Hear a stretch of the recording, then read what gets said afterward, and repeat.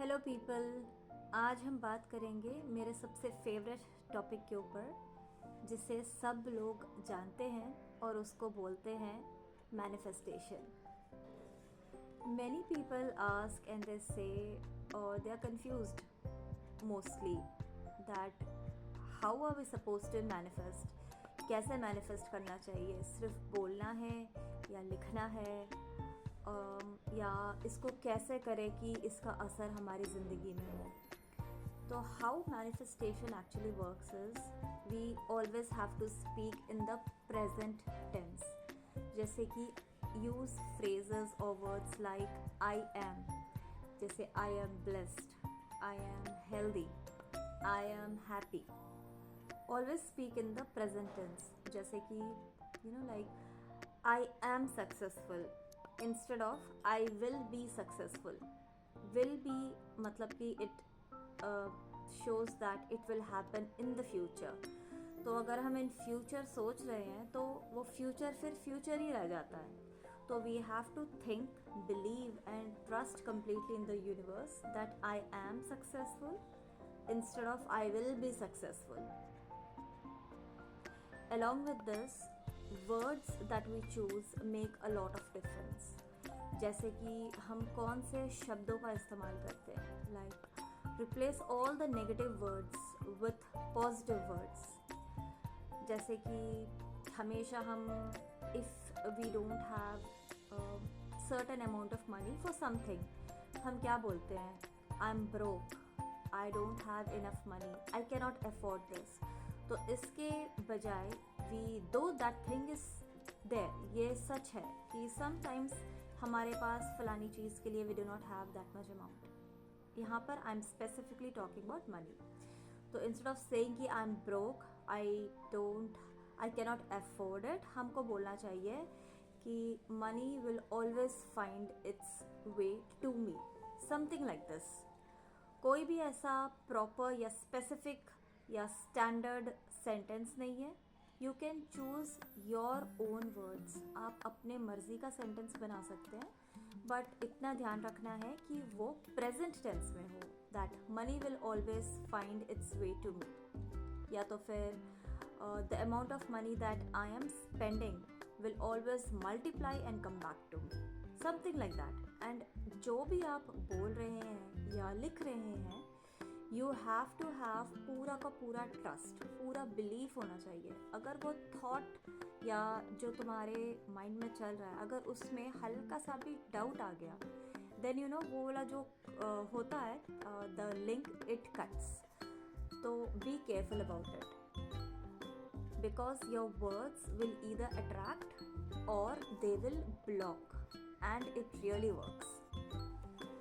इसके बाद then always be grateful. हमेशा ग्रैटिट्यूड रखें टुवर्ड्स द यूनिवर्स। पहले से ही आप थैंक्स बोल दें भगवान को, यूनिवर्स को, जिसमें भी आपको बिलीफ है, आप उनको पहले से ही थैंक्स बोल दें। जैसे कि फॉर एग्जांपल, ये मेरा पर्सनल एग्जांपल है, ये मेरे साथ हुआ है that I was in a different job and then मेरी आदत है, I have a habit of writing a journal, a gratitude journal, and मैं हमेशा लिखती थी I have the best job in the world. I, या तो फिर आप लिख सकते हैं I have my dream job, I am in my dream job. तो इवेंचुअली थिंग्स ऐसे अपने आप ना चेंज होते गए, सर्कमस्टेंसेस ऐसे चेंज होते गए कि now by God's grace I am working in a job that is my dream job, and जिसमें कोई वर्क प्रेशर नहीं है, कोई टारगेट का झंझट नहीं है, कोई मैनेजर नहीं बैठा है सर के ऊपर। So you know the kind of job that I wanted, and I just mentioned in my journal कि I have the best job in the world. तो अगर आप कुछ अचीव करना चाहते हैं, बी इट अ जॉब या anything in your life, be it your dream home या you want to go on a nice vacation या you're yearning for something else, जो भी है, you just start imagining it that you already have it and start giving gratitude toward the universe, to God, and see the magic happening. हमेशा ऐसे words use करें जो powerful हैं, and the words which are power packed. Stop using negative words. कोई भी negative words. मैं example भी नहीं देना चाहती हूँ because I refrain myself from using any kind of negative words. Negative भी एक नेगेटिव वर्ड है but that is just so that you can understand. Always use words like health या तो वेल्थ, जॉय, हैप्पीनेस, लव. इस तरह के words use करिए because words have the power to attract and use this words daily. रोज़ाना इस्तेमाल करें इन words को. इस पर तो कोई टैक्स नहीं लग रहा है. जस्ट आप अपनी डेली की जो आदतें हैं उसमें ये वर्ड्स आप ना जैसे उसको जोड़ने की कोशिश करिए and then you will see how by just using this words in your daily routine आप चेंजेस देखना शुरू करेंगे. But it should be done with complete belief.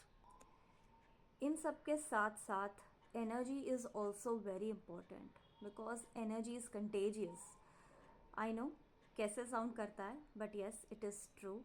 क्योंकि आप जिस तरह के माहौल में रहोगे वही माहौल में आप ढल जाओगे. कहते हैं ना हिंदी में कहावत है संगति का असर या संगत का असर.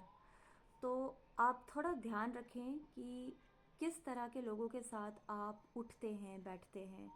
क्योंकि कहते हैं ना एक ख़राब जो फल होता है या फ्रूट होता है अगर उसको अच्छे फलों के साथ रख दे तो वो बाकी फलों को भी ख़राब कर देता है.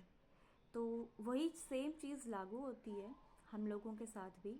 अगर हम अच्छे ख्यालात रखने वाले लोगों के साथ मिलेंगे उठेंगे बैठेंगे जहाँ पर पॉजिटिविटी की बातें होती है, एबंडेंस की बातें होती हैं, तो फिर हम वैसी ही चीज़ों की तरफ खिंचते जाएंगे and we will attract such thoughts.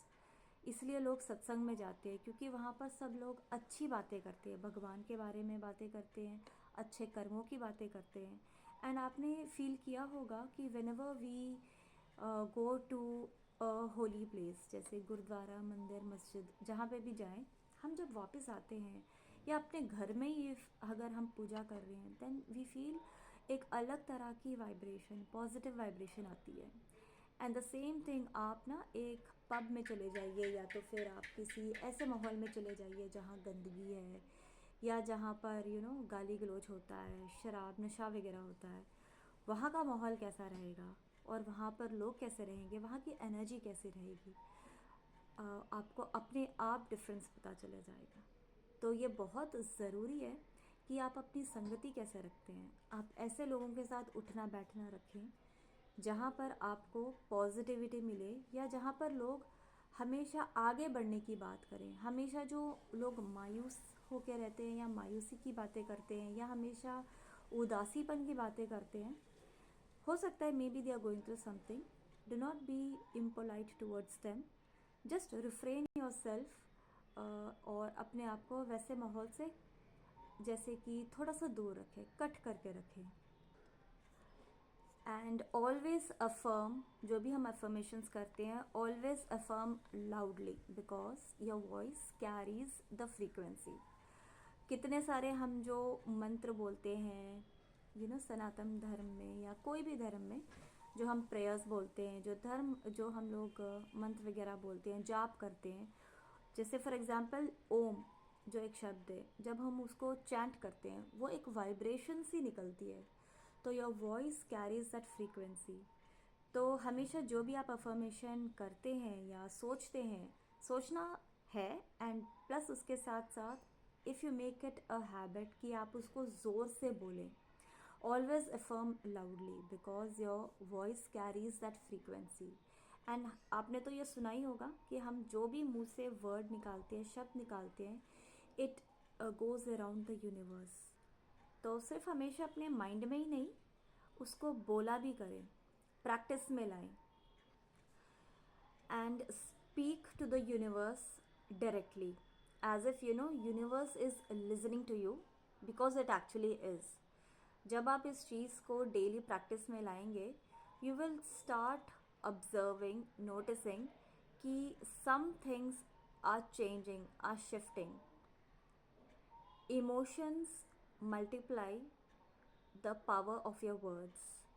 जैसे कि फॉर एग्जाम्पल कोई उदास है, किसी का दिल टूट गया, सम लव फेलियर, या एग्ज़ाम में मार्क्स कम आए, या वट एवर रीज़न से हमारा मूड ख़राब है, एंड हम लोग उदासीपन वाले गाने सुन रहे हैं, सैड सॉन्ग सुन रहे हैं, स्लोली ना हमारा मन और उदास होता रहेगा.